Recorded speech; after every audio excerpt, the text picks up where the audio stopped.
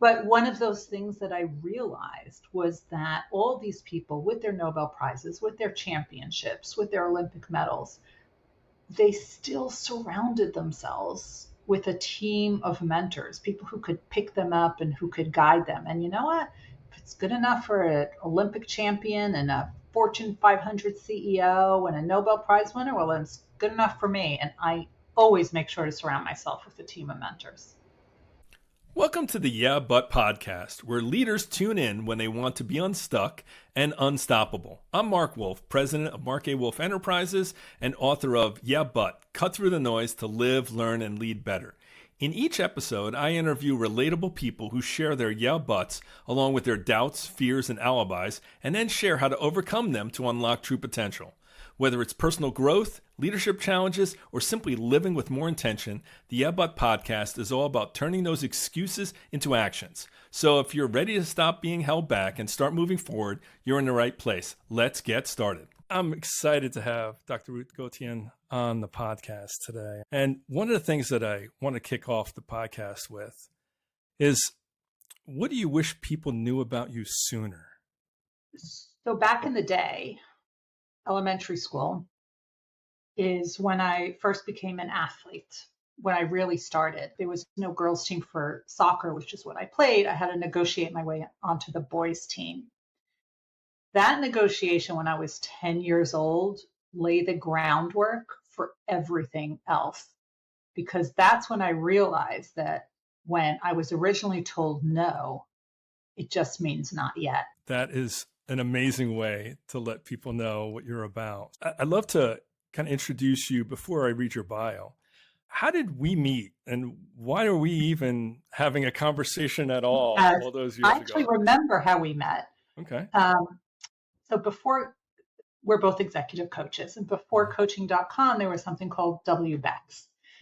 And you were moderating, I think, or facilitating a room. And Aisha Bursell, who wrote the incredible books on Design the Life You Love, Design a Long Life You Love, she was facilitating a session on it. And Aisha and I are both part of 100 Coaches, the Marshall Goldsmith 100 Coaches, and she invited me to attend the workshop. And you said something where you made me realize, so Aisha had us say who our heroes are and why.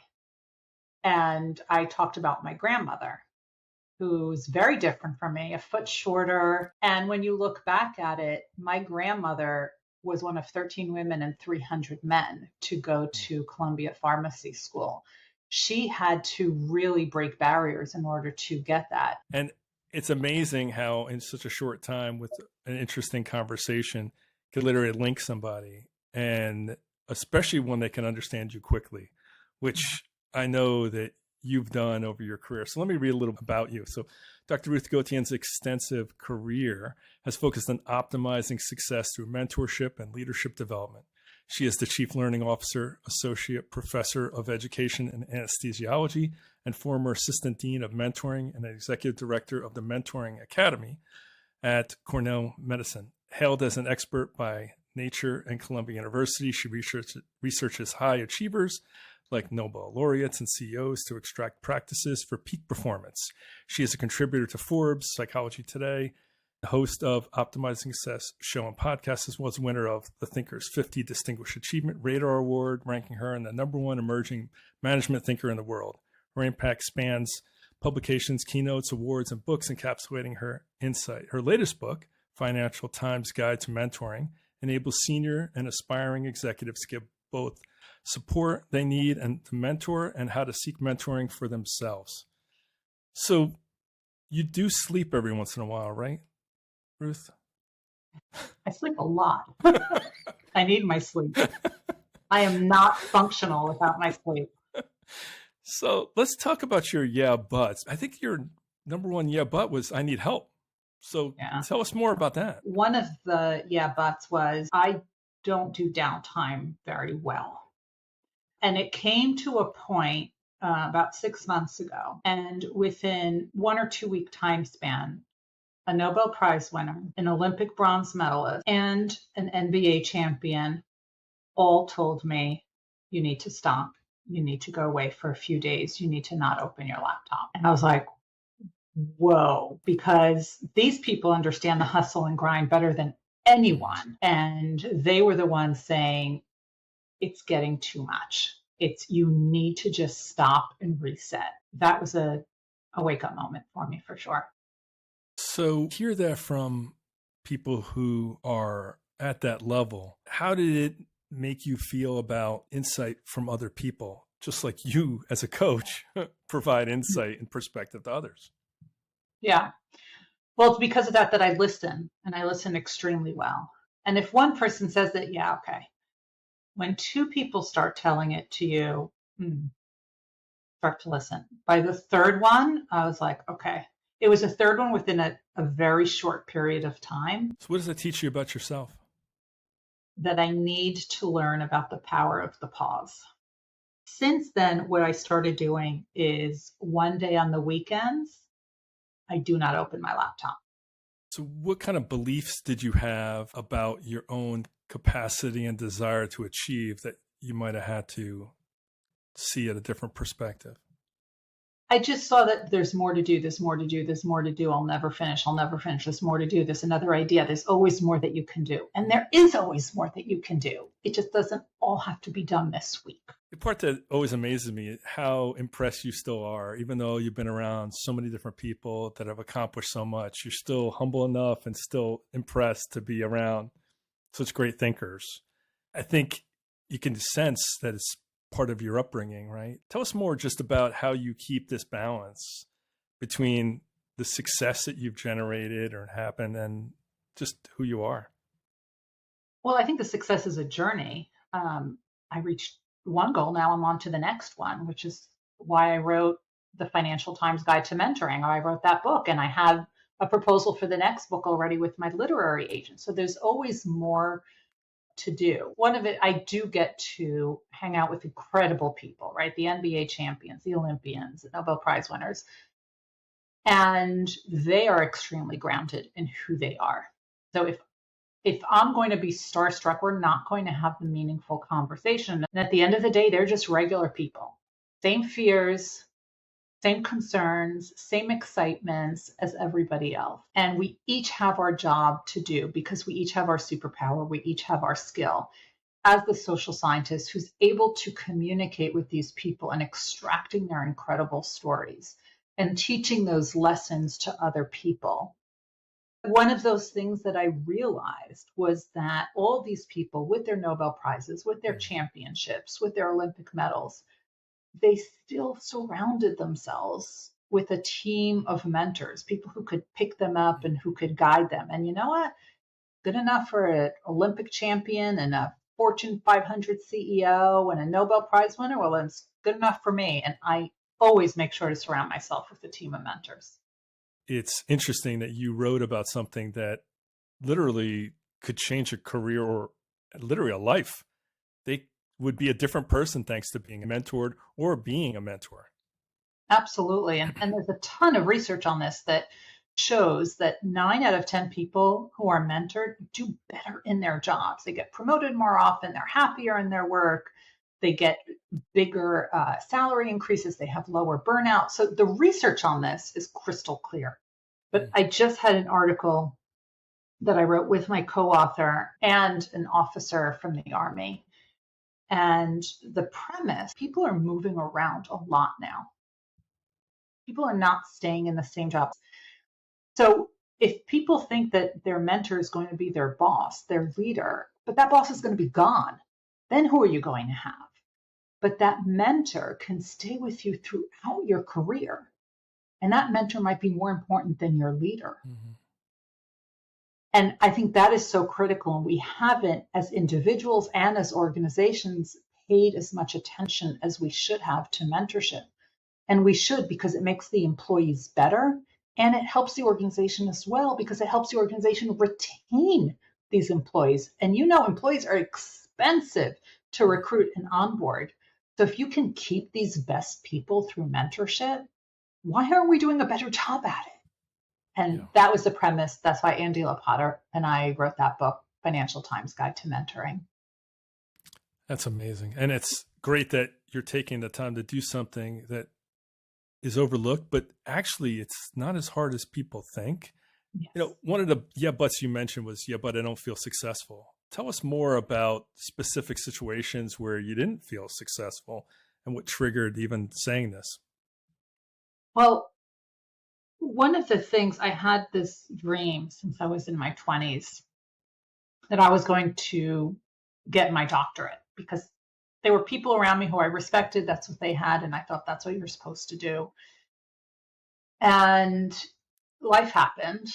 I got my master's, I got married, I had kids, I was working.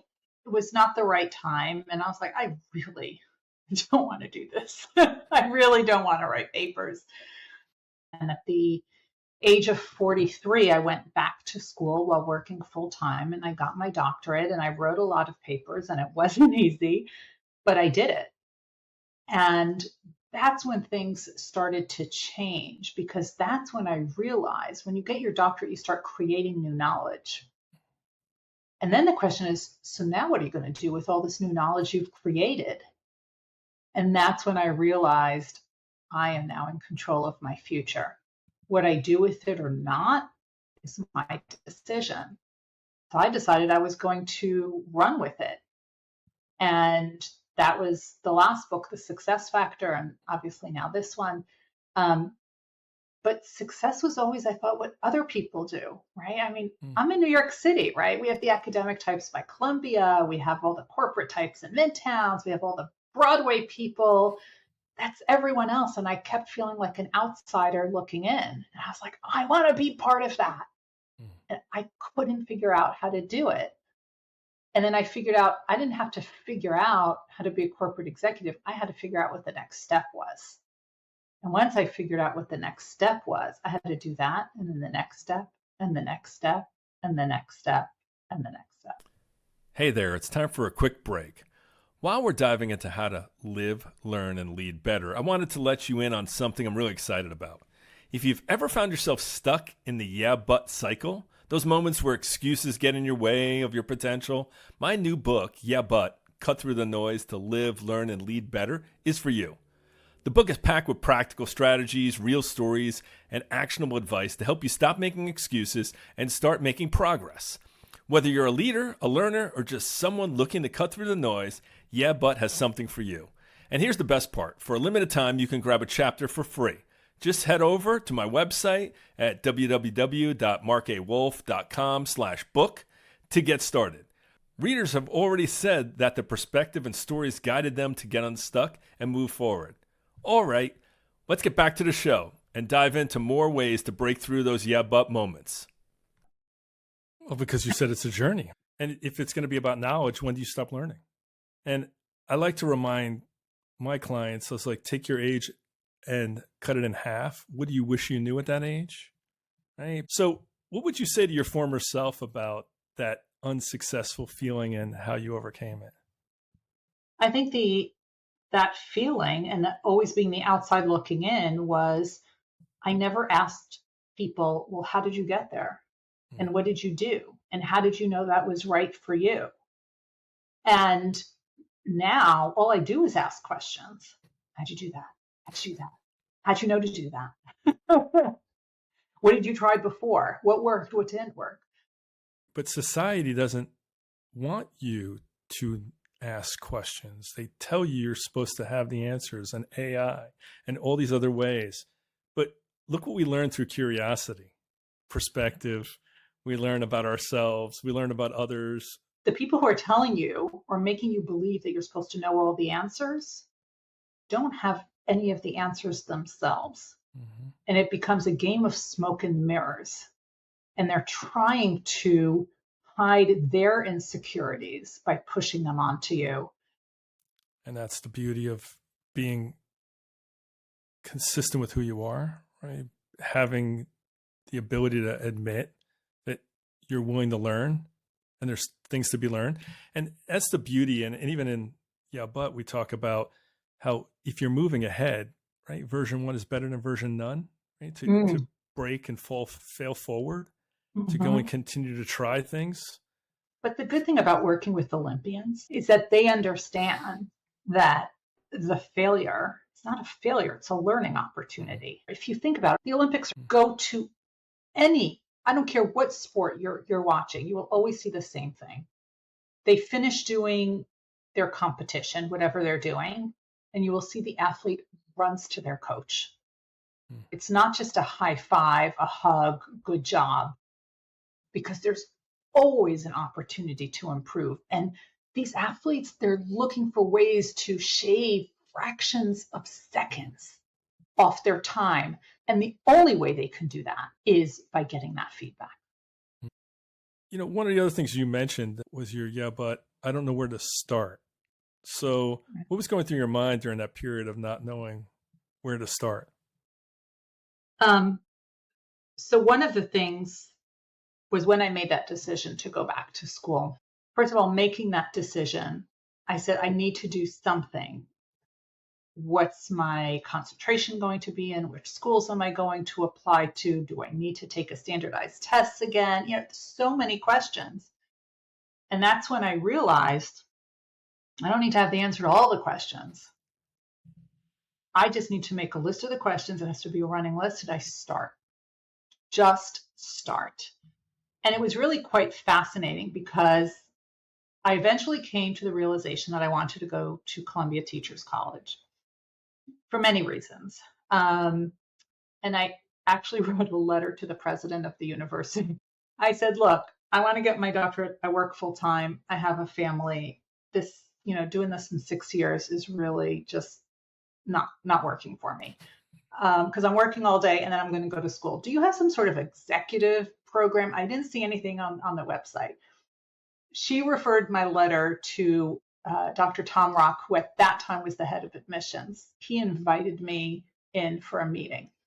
I went in there, and I think that meeting changed my life. Because I said to him, I think I want to do my major, my concentration in X. And he said, well, tell me about yourself. And I start telling him all the things that I'm doing and I want to do. And he said, I don't think that's what you need. I think you need adult learning and leadership. And that led me down the rabbit hole of figuring out what that was and learning. I was like, oh, of course, this is exactly what I need to do.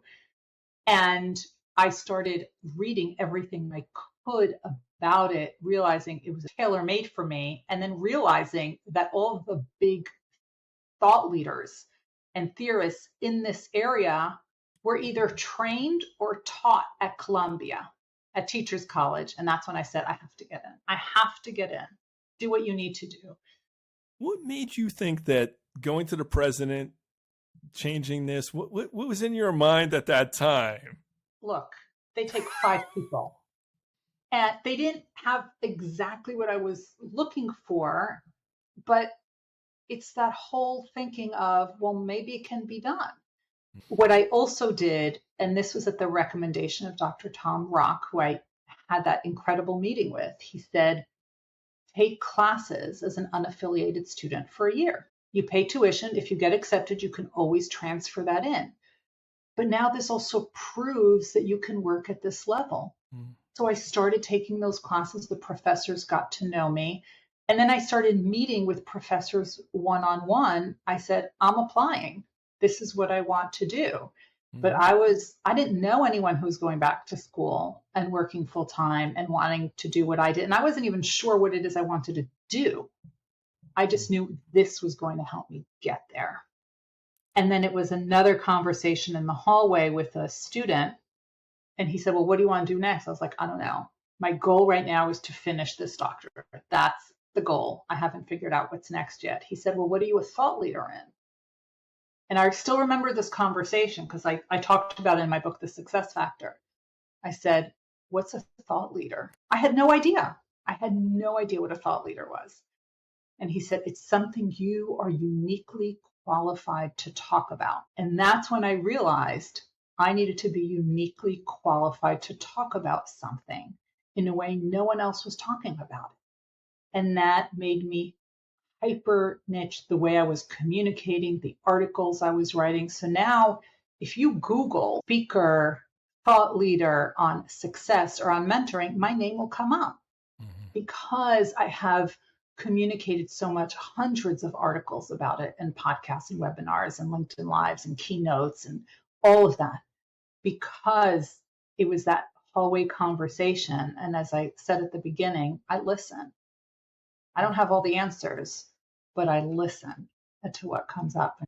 Ruth, you're exactly who you say you are, right? You're tenacious and overcomer, somebody who's already looked at their yeah buts and say, okay, that's just a not now. It's not a never. It's such a pleasure to have people like you on the podcast that show that age is not a barrier, background's not a barrier. We are a barrier to ourselves. And if we don't get around coaches and mentors and other people who can help guide us, we literally are shortchanging our capabilities and capacity to be better than we are currently. And so grateful for that. Anything you want to close with as we kind of wrap this up? Well, I'm really excited to be here again. I think 4 years or so after we had that initial conversation. I'm really excited about this mentoring book that's coming out, Financial Times Guide to Mentoring, because it was the book I was looking for but couldn't find. So I decided to write it. And for those who want to check it out, download a free chapter, get the scorecard to see if their mentoring relationship is as good as it could be. All of that is available on the book's website, which is mentoring-guide.com. And we're going to have all your contact information and things in the show notes so people can be able to reach out to you, ask you questions, because I know you're as busy as you're very accessible. You do want to continue to help people. Ruth, thank you. Dr. Ruth Gotian and her new book. Very excited. And it won't be her last, if I'm even guessing. That's right. Thanks for being here. Thanks for having me. Thank you for listening to the Yeah But podcast. If today's episode provided valuable perspective on how to overcome the excuses that can hold you back, let us know in the comments. Remember, it's not about the yeah buts. It's about finding ways to live, learn, and lead better every day. If you enjoyed this episode, be sure to subscribe, leave a review, and share it with someone who could use a little kick to get past their own yeah buts. And don't forget to follow us on Spotify and Apple Podcasts. And for even more tips, connect with me at marcawolfe.com/podcast. Until next time, keep challenging those excuses and keep moving forward.